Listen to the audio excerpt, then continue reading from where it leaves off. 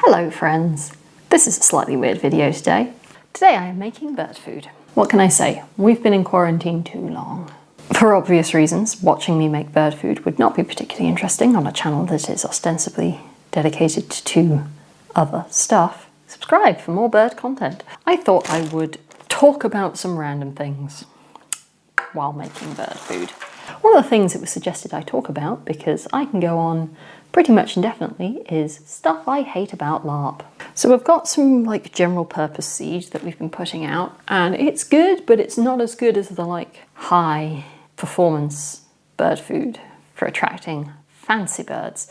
So I'm going to try and add some exciting alternatives into that. Starting with peanuts. Only I read that you're not supposed to put whole peanuts out between April and September because juveniles can choke on them. So I've smashed these peanuts.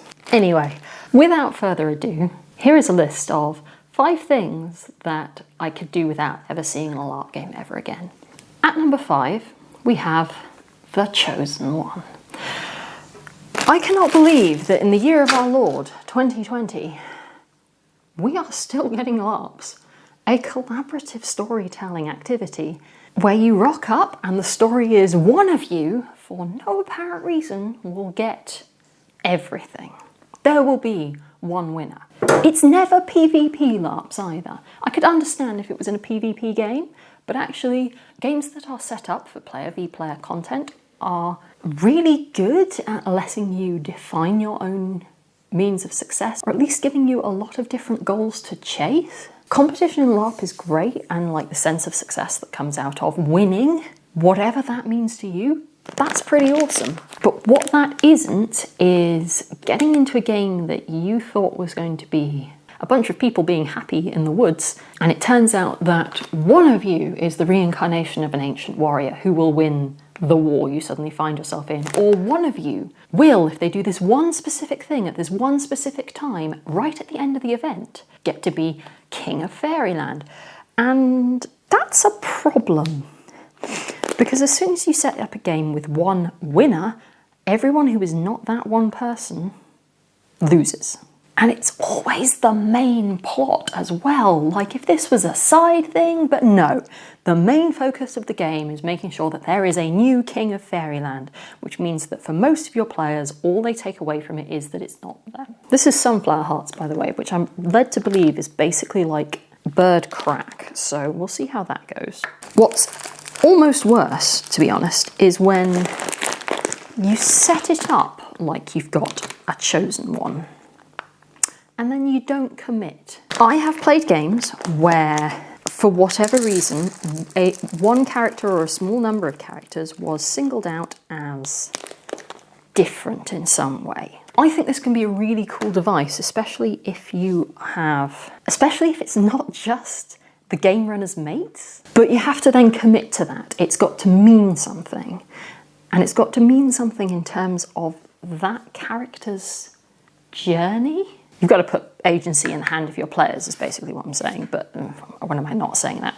So yeah, number 5, The Chosen One never needs to occur in a LARP. We don't need to know that one person is really, really special when we've all paid the same amount to be at this game.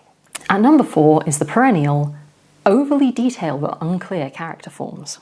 This doubles down if you're filling out your character form is how you book for the game. Thing number 1, I'm not going to build a character unless I know I have a place at your game. I do not have that much space in my head, especially not if you have rules. No. So, number 1, we're not doing that. Don't make people book for the game by putting down character information. If you're going to do that thing where you let people fill out a Google form, but they can totally go back and edit it later, you have to reiterate so many times that they can go back and fill it out later, because it stops people booking.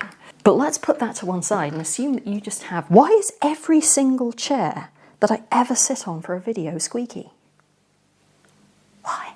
Let's just leave that to one side for the minute and assume that you have put up your character form at a completely reasonable point only to the people who've actually booked for your game, and it's a mess. Either it's 2 or 3 massive free text blocks with no indication of how much detail you want put in these or not put in these.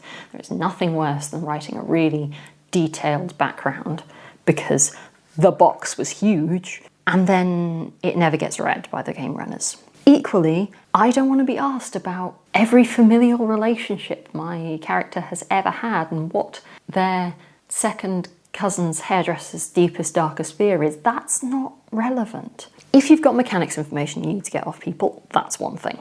If you're asking for character information that's weird and abstract and not terribly clear about how it directly relates to the game, people are going to struggle to fill that out.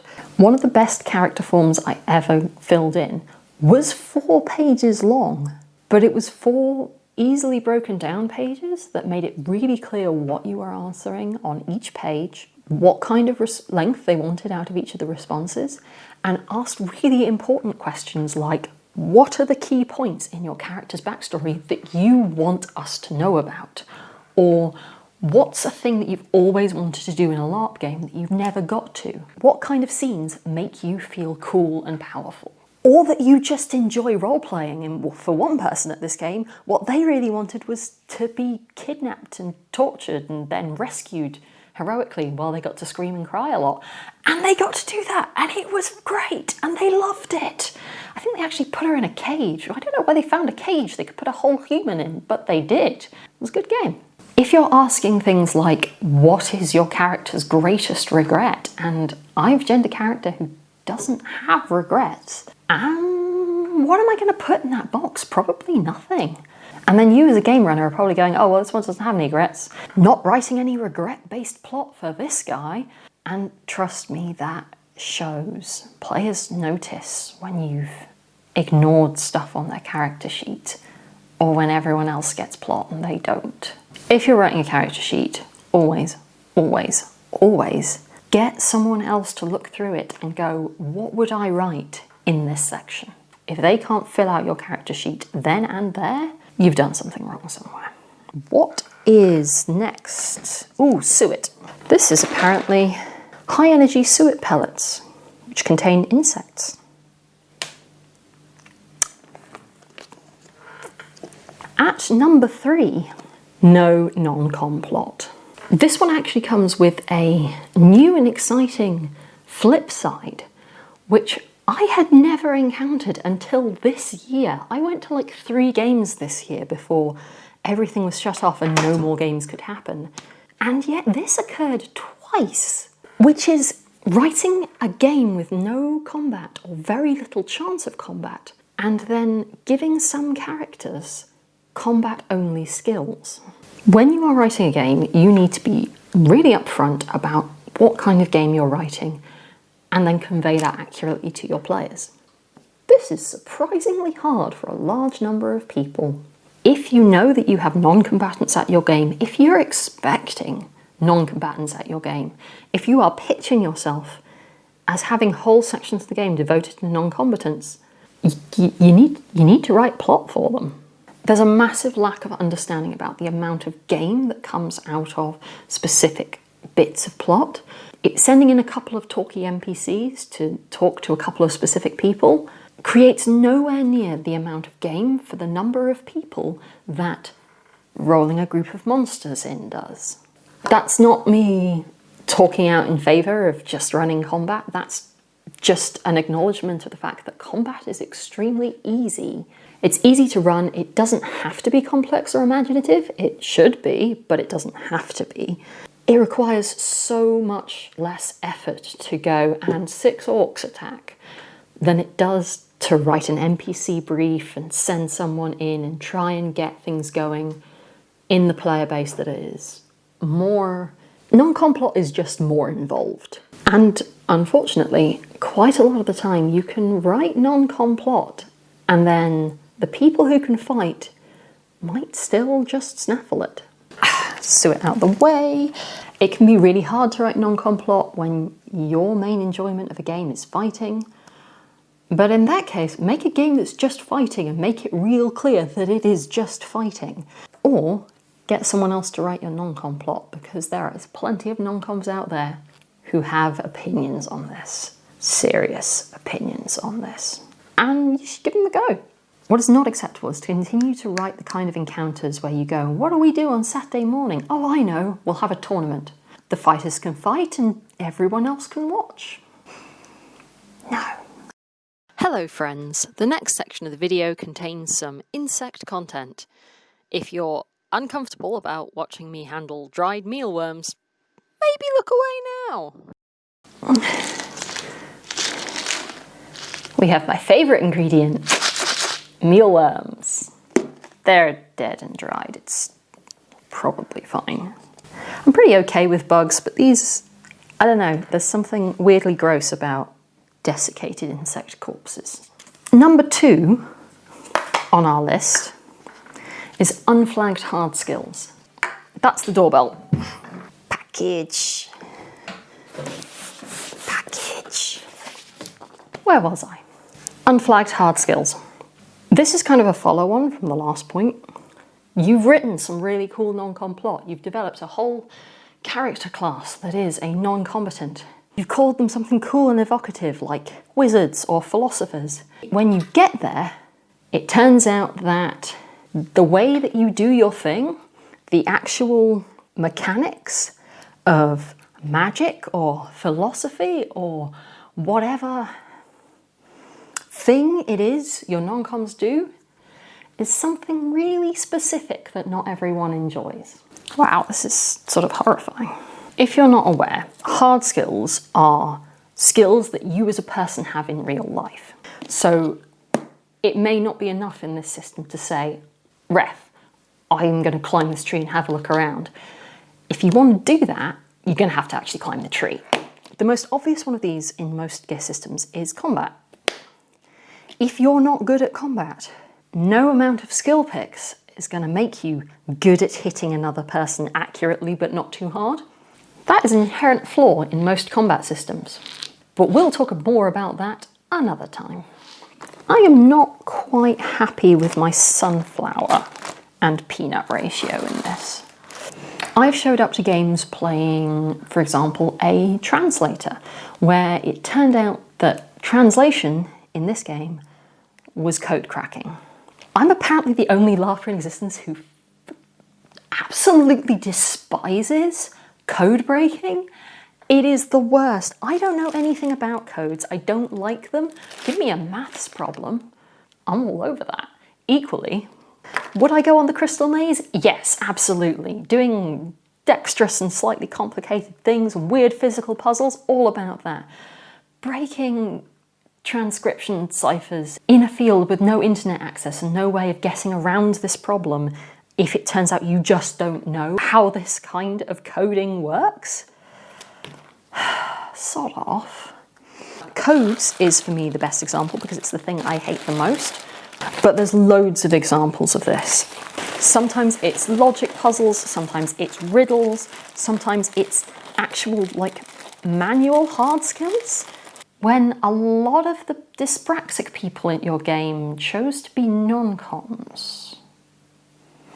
Conversely, I think if a particular skill set revolves around a particular hard skill and you can advertise that, that can work really, really well.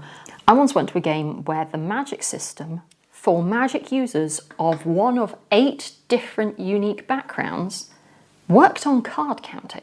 A thing that I can kind of do, and we had a great time and were quite successful. Conversely, I have been to games where a particular in-game role was themed around a particular hard skill, which it turned out that a number of the people who'd signed up to play that role were much, much better at than the game runners. Okay, so we need another bag for that. I think that is moderately successful. Where was I? Obviously, I'm not saying you should give away how you're going to do all of your puzzles, although I do expect that you try and include a variety of puzzles instead of just making it riddles and code breaking. Again, if something's going to be a major aspect of the game and it's something that some people just can't do or may not have had the background to have learned, like how ciphers work or how to do logic puzzles, or any one of a number of intellectual things, flag that up. I'm not saying don't do it, I'm just saying let people know. And so here we are. I have a completed bag of bird food. I have some bird feeders under the table here, ready to go. Still got to put suet balls in there. Yeah, we'll do that. We'll just move this out of the way a second, because we have thing number 1 on my list of 5 things that I hate about LARP. I acknowledge that this is a peanut feeder, not a suet ball feeder. But I filled it with peanuts and the birds didn't eat them. So instead of buying a suet ball feeder, I'm just going to see how this works. The number 1 thing that I hate about LARP is the phrase, "We just run games for our mates."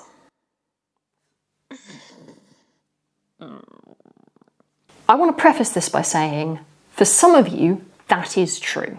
Some people are out there running amazing, exciting, interesting, invite-only games for their friends.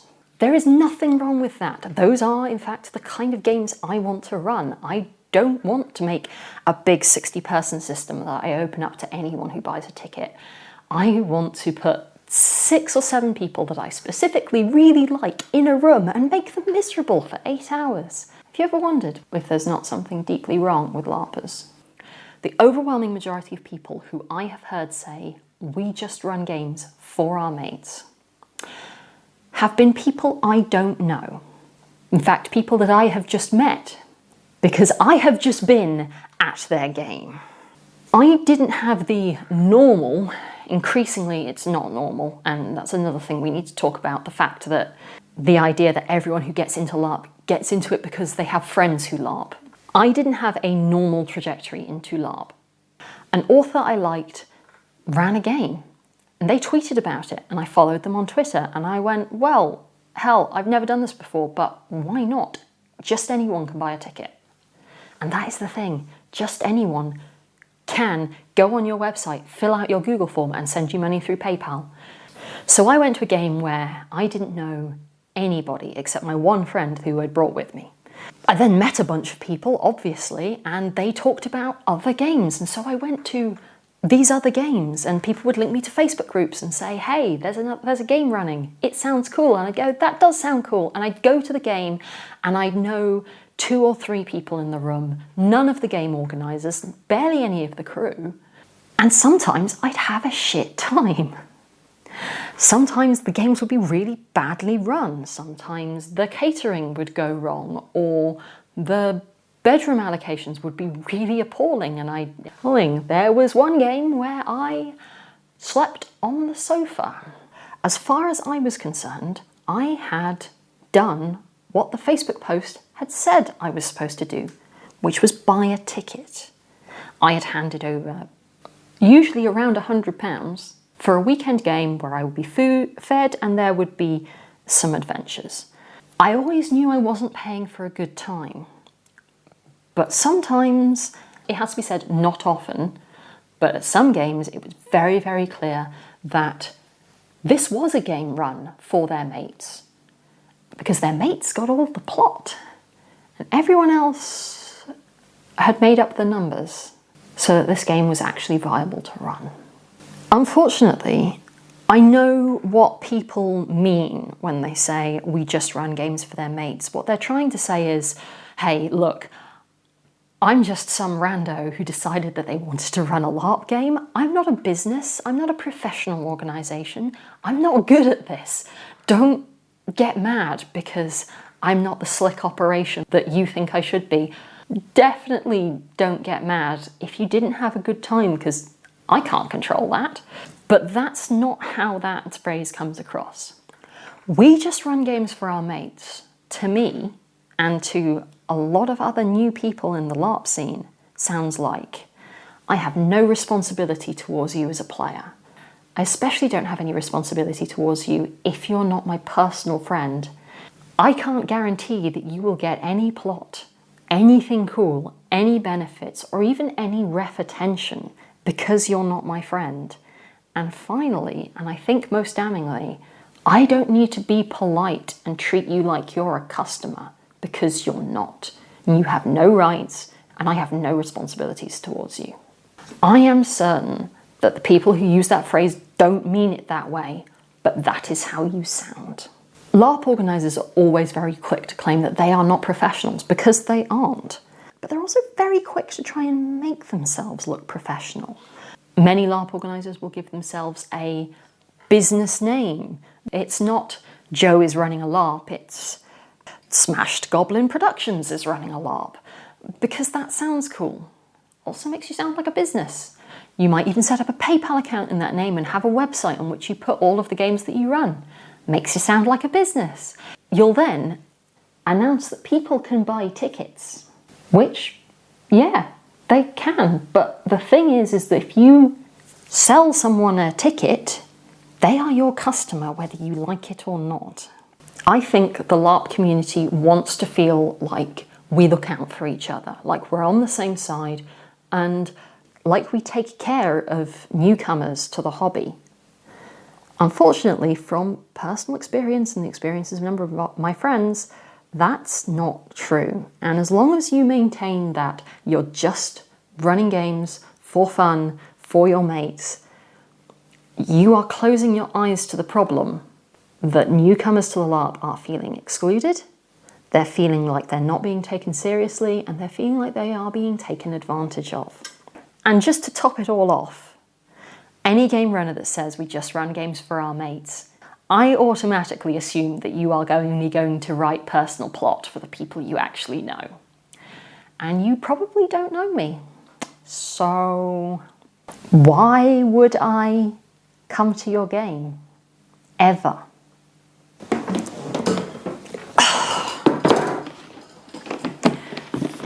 Do you think I bought enough? I'm not going to show it to you because I generally don't like putting brand names in stuff, but this bird food has the worst pun on it. So I hope this hasn't been too terrible of an enterprise.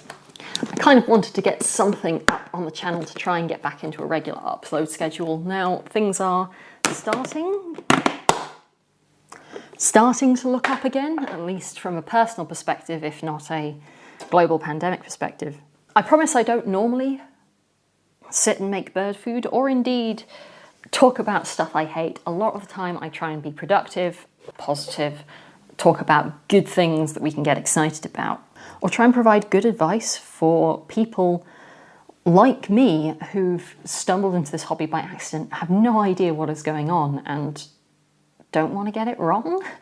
And let's be honest, most of what I put up is actually just about sewing, so if you feel like sticking around, there will appear on screen some other videos that you might enjoy. Don't forget to like and comment and subscribe. If you do feel so moved, there is a link to my coffee page down below. Today we are calling it coffee because that's just how it came out. And I will be back in hopefully the relatively near future with an exciting announcement.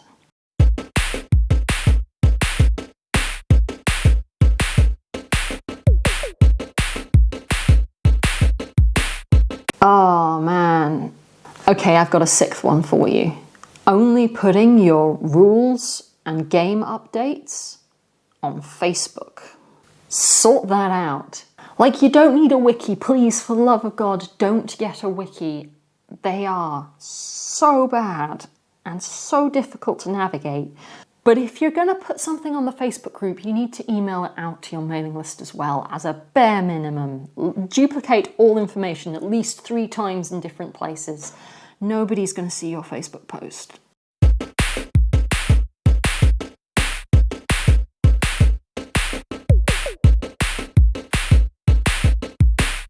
Every single bird food packet has not for human consumption written on it, and I'm like, you couldn't pay me.